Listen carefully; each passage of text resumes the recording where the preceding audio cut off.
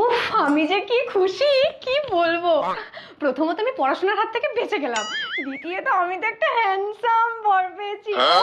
আমার তো জীবনের কোনো আফসোসই থাকলো না। এখন থেকে আমি শ্বশুরবাড়ির সবার খুব খেয়াল রাখবো, তাদের ভালো ভালো রান্না করে খাওয়াবো। ইস, ভেবি না আমার।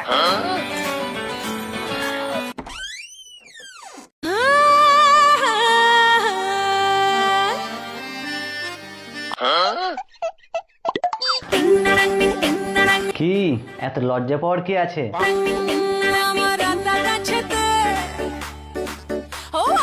কি হলো, আপনি জামা খুলছেন কেন? কারণ আমার এরকম ভারী জামা পছন্দ না, আর কতক্ষণ এরকম ভারী জামা পরে থাকবো।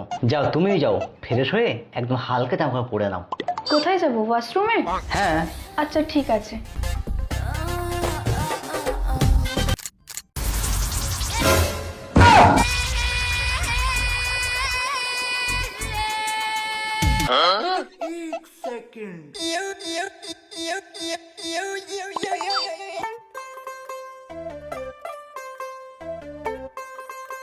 लेकिन ये साला कर क्या रहा है यहाँ पे?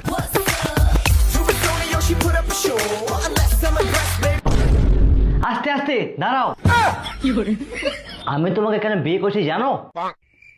ওই যে ঘটকটা, উনি আমাকে বলেছেন অল্প বয়সে মেয়েকে বিয়ে করলে ঠকবি না। এ মা, আপনি ঠকেননি তো? আমার না এর আগে কোনো এক্স ছিল না, আপনিই প্রথম আর আপনিই শেষ। কি? আমি এর আগে কখনো প্রেম করিনি। বাহ, এই জন্য তো আমি তোমার জন্য সব করতে পারি।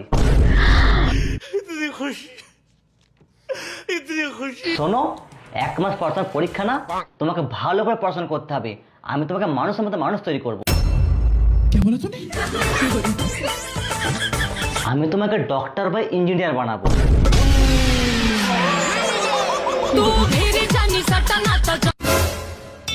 এই শামিনুর রে, কি হলো তোমার? চোখ খোলো। হে, কি হলো তোমার? ঠিক আছে তুমি? হ্যাঁ ঠিক আছে। পড়তে হবে না? তাড়াতাড়ি পড়তে বসি। এই না না, শোনো, পড়তে কিভাবে বসবো আমি? আমি তো আসার সময় কোনো বই নিয়ে আসিনি। আর আজকে না আমাদের বিয়ের প্রথম রাত, আজকে তো বর আর বউ একে অপরের সাথে টাইম স্পেন্ড করে, আজকে পড়াশোনা করলে হয়?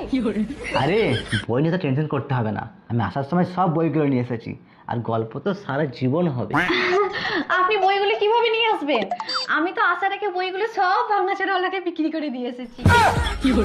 তোমার মায়ের কাছ থেকে নিয়ে এসেছি। সামনের কাছে আমরা ছিলাম, আর পিছনের কাছে সব বইগুলো ছিল।